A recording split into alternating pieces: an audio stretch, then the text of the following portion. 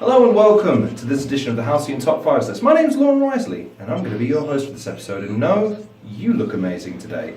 Thank you very much for tuning in. I thought on this edition we talk about something a little bit different. I want to dress up nice and try and pitch some ideas, make a multi-million-dollar idea come to life, if only in my mind. I thought it'd be fun to talk about some movie tie-in games that sucked, that were rubbish, that could have been made a whole lot better. Well, let me elaborate a little bit. What happens when you take a movie and make a game based on that movie? 9 times out of 10, you have some kind of derivative, spoon-fed experience that's there literally just to capitalize off the movie name alone. Doesn't anyone notice this? I feel like I'm taking crazy pills! What if you were to stop for a second and think about a genre of game, give it development time, that would suit the movie's nature and help sell it to an audience and maybe even rope in casual gamers or even hardcore gamers into a movie that they would not have otherwise seen? What would happen if you actually made some of these movie tie-in games good? Now, just to kind of lay the ground rules here a little bit, they have to be games that were direct tie-ins to movies. They kind of existed on their own. For instance, Rambo or the Matrix games they don't really count because I think that they would have come along on their own inevitably anyway. These are just games that were tie-ins to movies because they had a quota to fill and a game to sell. So, on this edition of the Halcyon Top 5s list, I thought it'd be fun to take a look at 5 movie tie-in games that could be made a whole lot better if you updated them and actually put some bloody effort into them.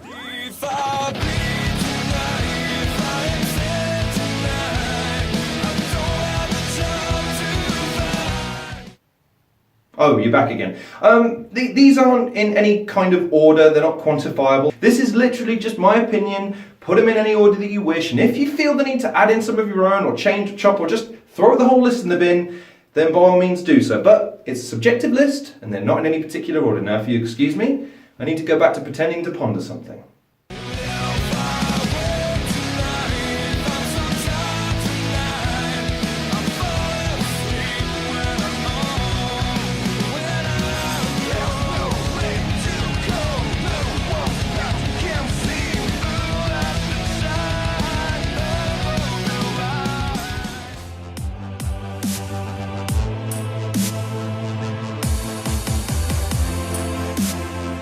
Coming in at number 5 is The Fifth Element.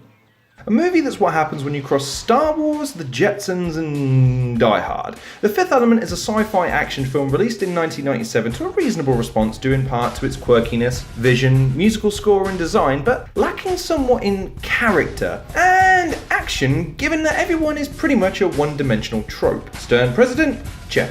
Nervous yet duty-bound priest? Check. Badass, care not, rugged, reluctant hero? Check.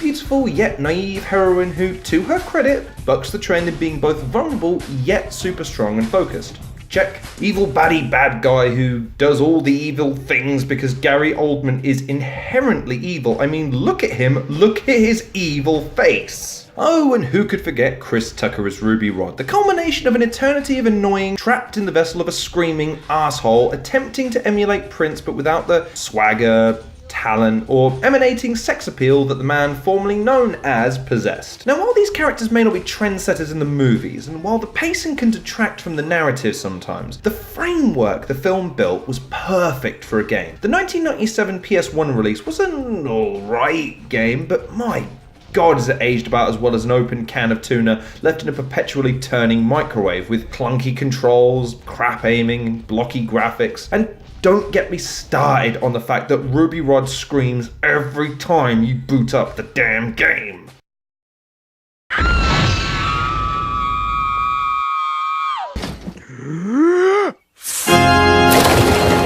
If you think that's endearing or funny, you must be a big fan of rubbing your nuts against a belt sander, because I imagine that would be preferable. But in terms of the world it built, the 24th century is filled with so much character and depth, yet despite its fantastical look, it still managed to feel like a genuine interpretation of what the Earth would look like and feel like in 300 years' time. So just imagine, instead of the bog standard level by level third person shooter with occasional car driving. Imagine an open world game, with the game mirroring something like Mass Effect 2, with that same sort of linear story path, heavy reliance on high quality cutscenes and a license that can expand and explore on what the world in 300 years has to offer, given most of the scenes in the movie bear a striking resemblance to video game levels.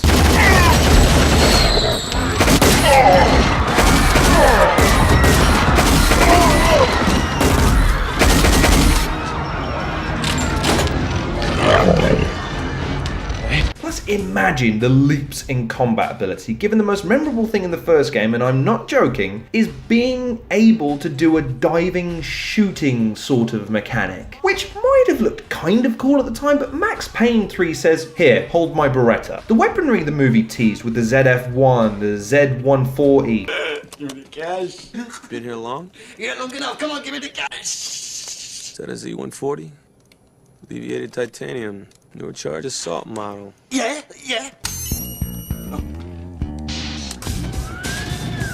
That's a very dangerous gun. Maybe you better let me hang on to this one for you, huh? Corbin's handgun and the array of other weapons on show, like a spike grenade. What you doing? Count to 10.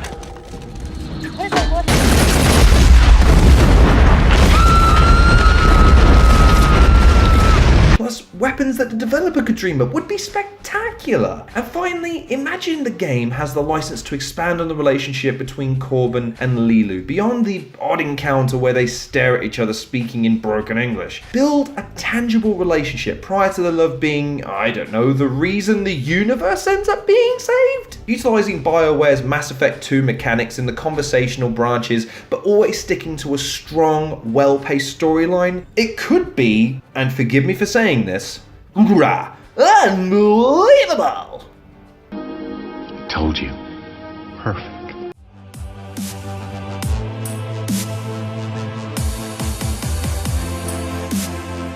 Coming in at number 4, it's the Green Lantern.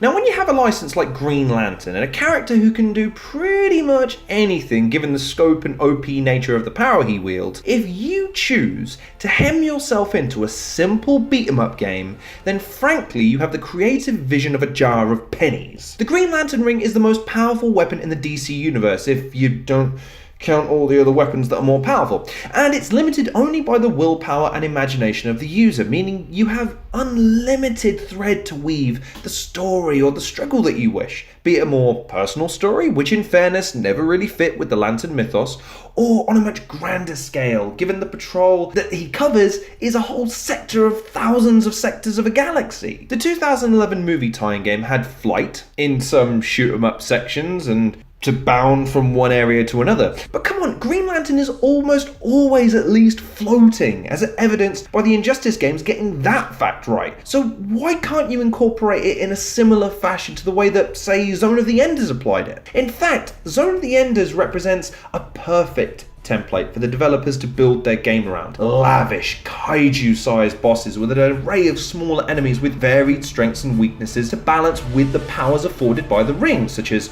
rapid-fire imaginary weapons, more comical-based weapons, and then the Devastators, the moves that maybe deplete the ring and require you to retreat and recharge, employing a Dark Souls-type mechanic of tactics in combat, albeit to a more forgiving degree, and a progression system tied to in-game events where the need to learn a new power triggers the imagination of Hal Jordan, who is renowned for his improvisation and adaptation in combat, often attempting feats without knowing if they're even possible, as evidenced when he, just did a little thing of pulling 2 planets together.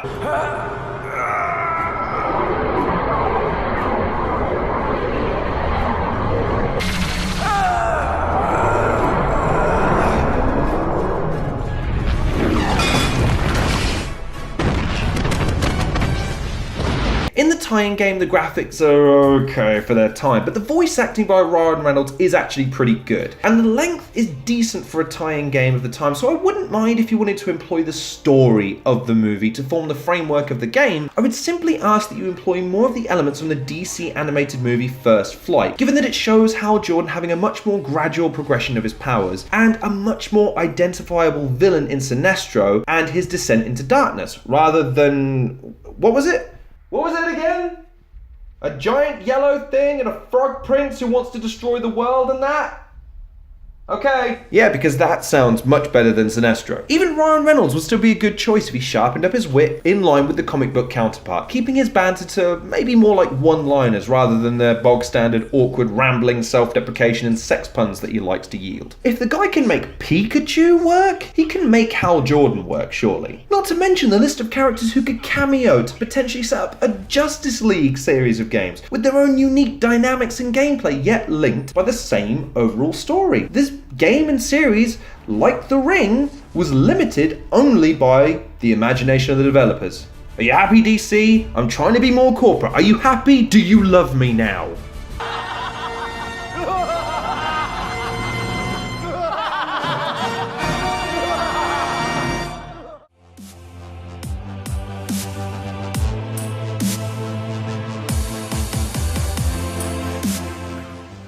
Coming in at number 3, it's Space Jam. I've got 5 words for you. FIFA Street with Looney Tunes. And yes, before any of you say a goddamn thing, FIFA isn't a word, it's a shortened up version for the football indigo, blah, blah, blah, blah. Shut up and just listen for 2 seconds. How easy would that be to do? And more to the point, how much fun would it be to rag the entire Monstars team with the Tasmanian Devil, Man Mark with Elmer Fudd and Yosemite Sam and their Pulp Fiction guys?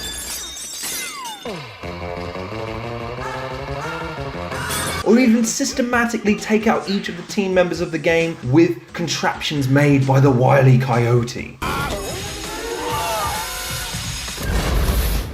Nice kaboom, Wiley. Now, for those of you under the age of 25, and what the hell are you doing here? Shouldn't you be on Snapchat tweeting pictures of your ass or something? The Looney Tunes were an assortment of short story characters focusing on a number of characters such as Bugs Bunny, Daffy Duck, the Roadrunner, Porky Pig, Foghorn Leghorn, and dozens of other characters who would interact with or against each other, often in slapstick and over-the-top and, well, loony manners for the sake of comedy. To this day, the Roadrunner cartoon is one of the finest examples of sympathetic comedy you will ever see, given the countless failures Wile E. Coyote suffers, and the almost heartbreaking look on his face as the realization of the agony he is about to suffer sets in, accompanied by a gradual fading. Fast forward nearly 50 years since their inception, and in 1996, when Michael Jordan was still the biggest NBA star in the world and looking for a break as an actor, starred in the latest movie to incorporate cartoon characters into the real world and vice versa, in a similar fashion to Who Framed Roger Rabbit. The movie centers around a game of basketball to decide the fate of the Looney Tunes, who will become slaves to Danny DeVito if they lose, and just imagine the horror of that thought, and they recruit Michael Jordan to even the odds. But with the colourful, varied, and easily recognisable roster of characters that the Looney Tunes has at its disposal, combined with the over-exaggerated and almost cartoonish way that it's stylised in terms of the gameplay of FIFA Street, where it's not only the number of goals you score, but the number of points you accrue from performing tricks, avoiding opponents, and executing power moves that more often than not lead to goals. It has a fast pace, tons of tricks and skills, a super easy entry level with enough nuance to the gameplay to keep people coming back, especially in the head-to-head mode, where humiliation and poor sportsmanship go hand in hand like Bugs and his trademark carrot. I think that the side-to-side view, coupled with the character animations and mannerisms, would be a great fit. And if you could somehow incorporate both a story mode, following the events of the film in a similar vein to how NetherRealm Studios maps out its character battles, plus a customization mode inclusive of maybe even your own character, you would have a really fun, quirky, and nostalgic game that would not only appeal to the old fogies like me, but newbies gearing up for a potential sequel with LeBron James. Who's LeBron James again? I don't know, I haven't watched basketball in like 20 years. Oh, he's like really good? Better than Michael Jordan. Okay, cool. And if anyone disagrees with me, of course, I hope you realise this means war. Bye-bye. I think we might need a little bit of help.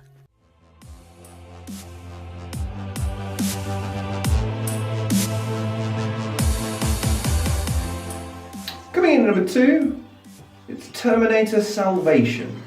Now granted, my experience with the Terminator games goes back to the old Sega platforms, and from what I remember, it was a simple point and shoot game where you gat swarms of T-800s and the occasional hunter bot using the good old joystick. And for those of you too young to know what a joystick was, well, it serves you right for being born after they went out of fashion because they were so awesome. And even without a console, you could pretend to be a fighter pilot. Now, I suspect many of the current generation would assume it to be some kind of plug-in floor-mounted vibrator, the naive sex-crazed fools. Seriously though, your ongoing support is well appreciated and that. Hey, I doubt it!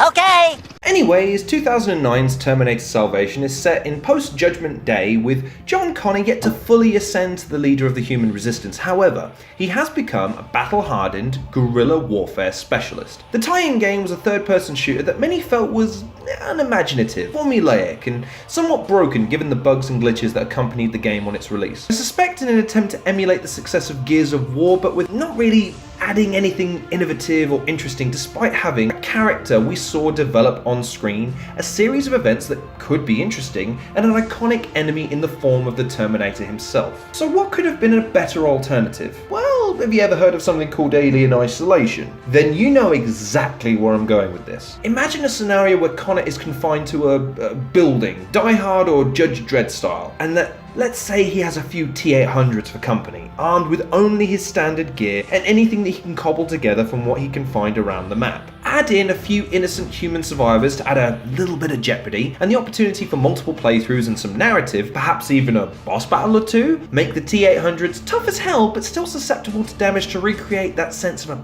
prey avoiding a predator. The fear of confronting such a terrifying enemy with perhaps only seconds to make a crucial decision to mount some sort of offensive, or flee in hope that it can't follow or track you. As much as Resident Evil and Alien created perfect environments for horror, imagine if you adapted Terminator, a film that, while certainly has action elements, is one of the best at building palpable, sustained, satisfying tension. While I've not deigned it fit to play a Terminator game since my childhood, if they ever put together a game like that, I'll be back.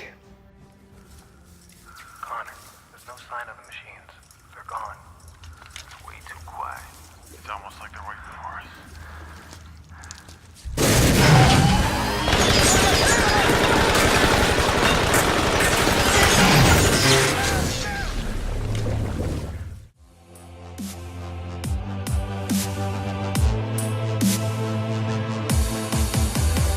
And rounding out this list, number 1, John Wick. And to my final pick, and to the easiest pitch of the lot, 2014's John Wick is a story that lends itself perfectly to a game. The movie follows the story of John Wick, an unassuming widower struggling to cope with the loss of his wife to cancer. After passing away, she sends John a parting gift in the form of a puppy, as a form of coping and learning to live again. While he begins to bond with his new puppy, a hoodlum and his friends, who happen to be the son of a notorious Russian mob boss, irked by John's refusal to sell them his car during a chance encounter, follow him home, pummel him, kill his puppy, and steal his car. Completely unaware of who they've just done this to, it's revealed to the hoodlum that John Wick is a legendary assassin known throughout the world as Baba Yaga, or the Boogeyman, for his ability to infiltrate any location and kill any target, and now he will stop at nothing to attain his revenge. In their words, he wasn't exactly the Boogeyman. He was the one you sent to kill the Boogeyman. Now, given its heavy reliance on an initial emotive plotline, a sick introduction sequence which could afford you the opportunity to incorporate, say, an art style that's inspired by the Russian tattoos that adorn John's back,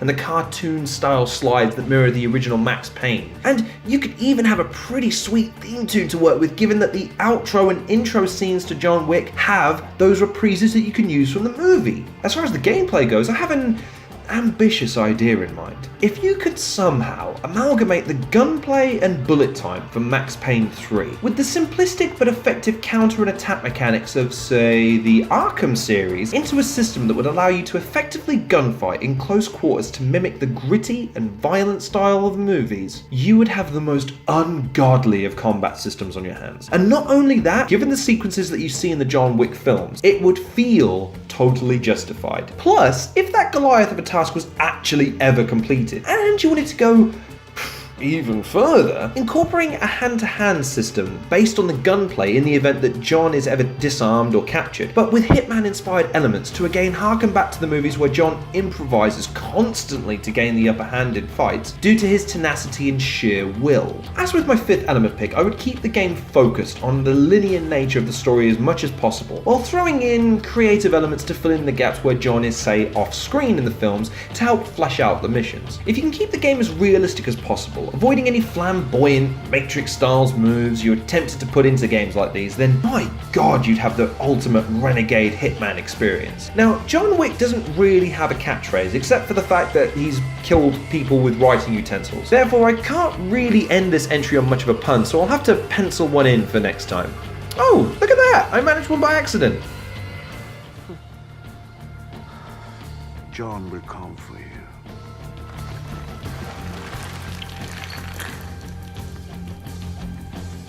You will do nothing because you can do nothing. So get the out of my sight.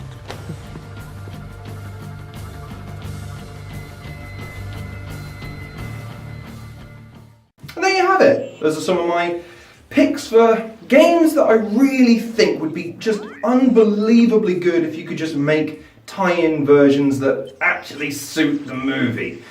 Some of them may be very ambitious. Some of these are never ever going to come to light, considering how long ago the original property was and where we are as a people now. We're just not willing to look back that far for our nostalgia, unless it was in the 1980s, 70s, 60s, indeed any time that isn't my generation. It's coming, it's just not right now. In the meantime though, thank you very much for watching this edition of the Halcyon Top 5s list. Please like, share and subscribe. Check out some of the other content that I've been producing recently. I've been trying to make it as good as I possibly can, which isn't saying very much, but still I am trying. Check out some of the other content creators that I've listed in the description below. I think that they deserve a view at the very least. I think they deserve a subscribe, a like, and I think you should send them, not money, I think that's paltry, send them cars, send them whole houses, send them private planes, things of that nature, because why not? Be nice for once, be generous. When's the last time you donated a plane? Exactly, so go ahead, do the right thing.